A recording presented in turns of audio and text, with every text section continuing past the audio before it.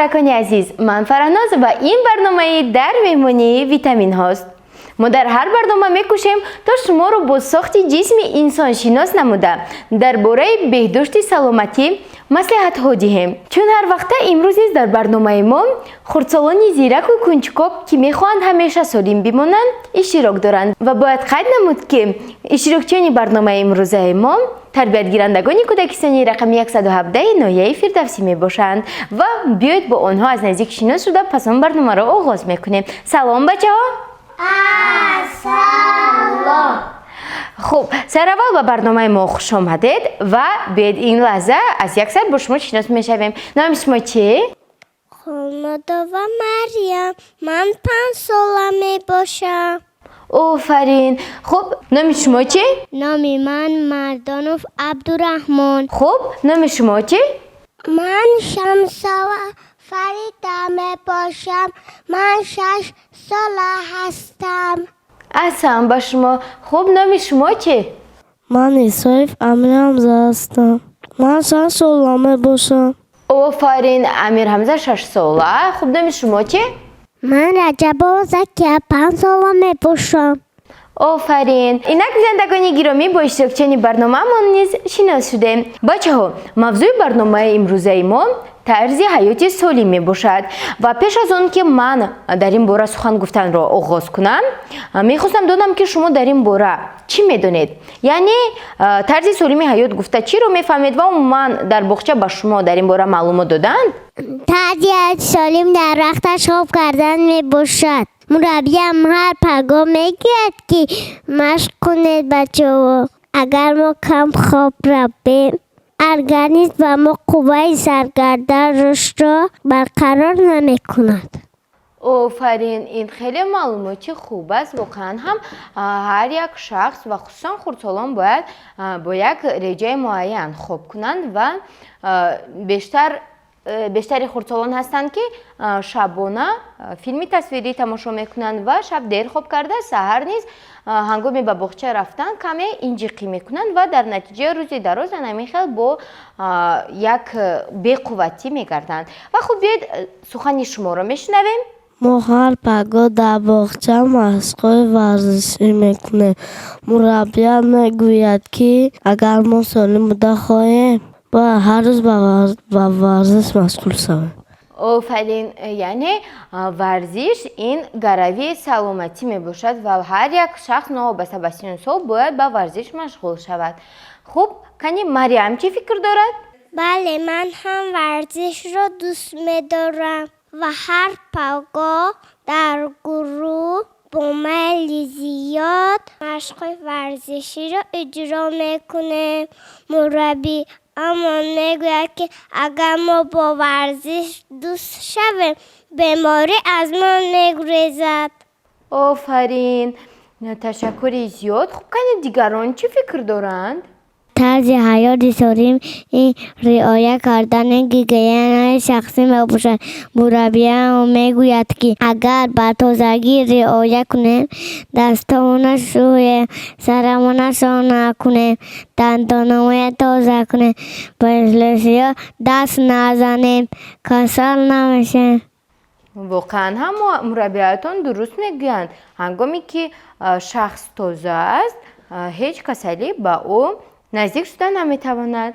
من فکر میکنم که طرز سالمی حیات این دست کشیدن از هر گونه غذایی ضرررسان نباشد. مربیمان در یک مشغولات گفته بود که اگر ما میوه و سبزیجات و خوراک‌های زرخیز استعمال کنیم به سلامتی ما فایده کلان میرساند. بله همه مثال‌های آورده شما درست هستند. زیرا مقصد اساسی رعایت نمودن طرز حیات سالم این سالم نگاه داشتن ارگانیسم است و هر آن چیزی که شما گفتید با سلامتی ما فایده زیاد دارند. معلوم می شود که در باغچه مربیاتون به شما در این باره معلوماتی خوب داده است. حالا باشد بیاید سوژه آماده نموده همکارانمان را تماشا میکنیم و در این باره معلوماتی بیشتر میگیریم. طرز حیات سالم برای هر یک شخص مهم است. اگر شما نیز میخواهید همیشه سالم باشید و طرز حیات سالم را پیشه نمایید پس سوژه برنامه ما را با دقت تماشا کنید. طرز حیاتی سالم چیست و اون از چی عبارت است؟ این سوال است که هر یک نفری که سالم موندن میخواهد او را به تشویش میآورد. طرز حیاتی سالم این یک سیستم انفرادی رفتار انسان است که نیکوحوالی جسمانی، روحی و اجتماعی را در محیط واقعی و عمری دراز و فعالانه را تامین مینماید. سلامتی یکی از مهمترین جزءهای خوشبختی است. این گوهر است که به انسان داده شده است و او باید آن را از کودکی حفظ نماید. زیرا شخص سالم ملت سالم را تشکیل می‌دهد. یکی از جزءهای اساسی سلامتی طرز حیات سالم میباشد. این طرز حیات شخص است که به بهبود سلامتی و پیشگیری بیماری‌ها روانه کرده شده است. به طرز دیگر گویم طرز حیات سالم رویخط قاعده‌هایی است که رعایت آنها سالمی روحی و جسمانی انسان را تامین می‌نمایند. مفهوم طرز حیاتی سالم مسئله‌های زیرین را در بر می‌گیرد: رعایت راسیونالی رجای روز، پیوستگی کار و استراحت، اجرای قاعده‌های گیگین شخصی و آبودابی بدن، خوراک راسیونالی، فعالیت نوعی حرکت کننده اپتیمالی، یعنی مشغول شدن با مشق‌های ورزشی. محض همین مسئله‌ها عامل‌های فایده‌آوری می‌باشند که به سلامتی انسان تأثیر می‌رسانند. فکر میکنم بعد از تماشای این سوژه هم شما و هم خواهرکان و دخترکان که طریق اکران ها ما رو تماشا کرده ایستادند به خود فهمیدند که چگونه باید انسان طرز حیاتی سالم را پیش نماید. حالا من اکنون دونستن میخواهم که آیا شما اون قاعده هایی رو که نامبر کردید، یعنی اون پرینسیپ هایی که طرز سالم حیات از اونها عبارت یافته است، خود شما اونها رو رعایت میکنید یا نه؟ مثلا من در یک روز من 2 مرتبه خواب میکنم. نصف روزی در باغچه، شب در خانه. وقتی از خواب میخیزم خودم را با قوت حس میکنم. شبانه هم زود خواب میکنم. آفرین. منم هیچگاه رجای خواب رویرم را دیگر نمیکنم. هم در نصف روزی هم در شب در یک وقتی مناسب خواب میروم. زیرا امید دارم که خواب با راحت به سلامتی فایده کلان میرساند. آفرین. من باشم هر پگاه اول در خانه و بعد در باغچه مربیم و مشق ورزشی میکنم. خوراکم را در وقتش انتقاد نکرده میخورم. آفرین، این به نهایت خصلتی خوب برای خردسالان می باشد. عبدالرحمن؟ من هم با ورزش مشغول شدن را دوست می‌دارم. من با بسیارتر آوازی معقول است. مادرم میگوید که اگر ما قاعده نشانه‌آوری را رعایت کنیم، با این نمود ورزش مشغول شویم، به سلامتی ما فایده کلان میرساند. خب فریده، شما چی گفتن میخواید؟ من باشم دیگر خوراکای کوچکی را نمیخورم. لرتان نوشاکی گزناک را نیست دیگر استفاده نمیبرم. بچه آنکه میوه های تر و تازه و شربت اونها را استعمال میکنم. آفرین، طرز حیاتی سالم نیز از همین جزهای خرد آغاز می شوند. باور دارم که شما دخترکان و خواهرکان عزیز در آینده این راه انتخاب نموده‌تان را دوام می دهید و با دیگران نیز این کار را تشویق می کنید. ما باشیم این زمان از دکتر خاله خواهش می کنیم که دایر با فایده و ضرر طرز حیاتی سالم با ما معلومات دهند. شما نیز دخترکان و خواهرکان عزیز با ما بودن را فراموش نسازید، زیرا دکتر خاله خودی حاضر با ما و شما درباره فایده طرز حیاتی سالم توصیه ها میدهند. از این رو با سخنان دکتر خاله با دقت گوش کنید.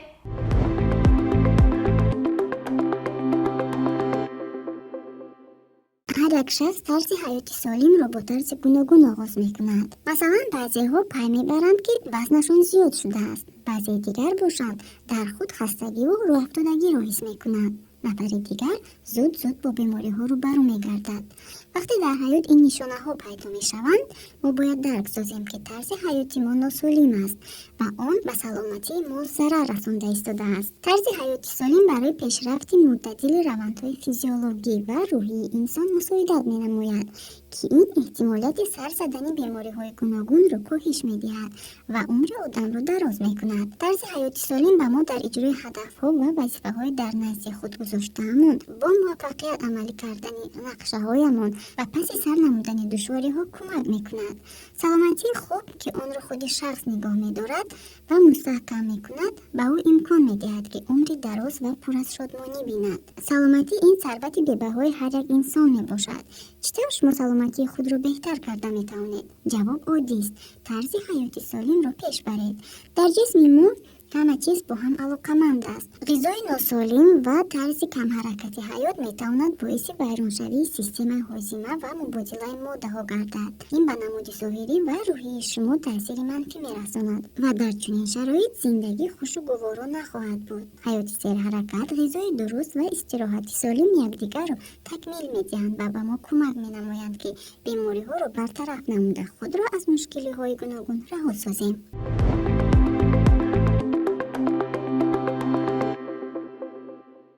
بچه ها سخنانی دکتر خولا را با دقت گوش کردید؟ فکر میکنم نه تنها شما بلکه همه اون نفرانی که ما رو تماشا کرده ایستادند پس از تماشای این سوژه حتما طرز حیات سالم رو پیشه میکنند و اون نفرانی که تا حال طرز حیات سالم نداشتند زود از پی کار میشوند زیرا وقت رو از دست دادن لازم نیست. خب بچه ها چطوری که در اینجا قید کرده شد آب و تاب دادن بدن نیز یکی از رکنهای طرز حیات سالم می باشد. شما زیر عباره آب و تاب دادن بدن چی میفهمید؟ من فکر میکنم که این مشغول شده به ورزش است. مربی هم میگوید که آدم همگی 300 مسکل دارد و آنها مشق دائمی نیاز دارند. اگر آنها خوب حرکت کنند سلامتی همون خوب میشود. آفرین، بسیار معلومات خوب داشته اید. یعنی در بدن انسان 600 مسکل موجود بوده است. راستی گپ من خودم نیست این رو نمیدانستم. خب کنی بید از مریم پرسون میشیم. کنی مریم شما چی میگید؟ مادری من باشد هر پگاهی در ترزه رو میکشاید. حتی در فصل زمستان نیست. اون کس میگوید که هوای تازه برای آب و تاب دادن بدن فایده دارد. آفرین، واقعا هم هوای تازه برای سلامتی ما فایده کلان میرساند. میبینیم که عبدالرحمن علاکای بلندگویک رو از دست مریم گرفتن. عبدالرحمن چی گفتن میخواید؟ در فصل زمستان اگر هوای آفتابی باشد میبرایم بازی میکنیم باز به گروه میدراریم. مربیان میگوید که اگر هوای آفتابی به سیروگشت کنیم بدن را آب تاب میدهد. آفرین، واقعا هم در هوای آفتابی یعنی در فضای گشاد من هوای تازه گرفتن به ارگانیسم فایده کلان میرساند. خب کنی باز در فصل تابستان ما در باغچه ما در حوض شناوری آب بازی میکنم. این هم یک نمودی آب و تاب دادن بدن میباشد. بله، گفته های شما درستند. مخصوصا در فصل زمستان بدن رو آب و تاب دادن با فایده کار می باشد. یکی از این واسطه ها این آبازی می باشد. در تابستان چه خیلی که به همه ما معلوم است آبازی شغل دوست داشته هر یک ما و شما می باشد. ولی باید گفت که هستند نفرانی که در فصل زمستان نیز به شناوری مشغول می شوند و این برای آب و تاب دادن بدن و سالم نگاه داشتن آن خیلی فایده کلان میرساند. بچه ها یک جزء دیگری مهمی طرز حیات سالم این استعمال خوراک سرغذا می باشد. با فکر شما غذای سالم گفته ما چی رو میفهمیم؟ خوراک سالم از سبزیجات تازه تیار شده. آفرین، واقعا هم غذای سالم آن غذای به حساب می رود که نه تنها از سبزیجات ها بلکه از محصولات های تیار تازه و دارای ویتامین ها تیار شده است. خب امیر حمزه شما چی فکر دارید؟ غذای سالم این محصولات طبیعی می باشد. یعنی در آن هر گونه خمیرات را دیده نمی شود. غذای سالم این خوراک است که ما در خانه در باغچه استعمال میکنیم. اوها خوب پخته شده اند. از ویتامین ها بان میباشد. آفرین، خب کنی بیاید شما با ما یگان چی گوید؟ عبدالرحمن؟ غذای سالم این میوه های وطن عزیز ما می باشند. آنها ای ویتامین بای میشن. ارگانیسم ما با کمک میکنند. آفرین، واقعا هم کشور ما یعنی مملکت است که دارای میوه و سبزیجات های بوی از ویتامین ها است و ما رو میباید تا به جای خیمیکات ها یعنی لیمون رولتن و دیگر موادهایی که در بازار و مغازه ها فروخته می شوند به جای آنها بیشتر میوه و سبزیجات های تر و تازه را استعمال کنیم. کنی فریده شما چی گفتن میخواید؟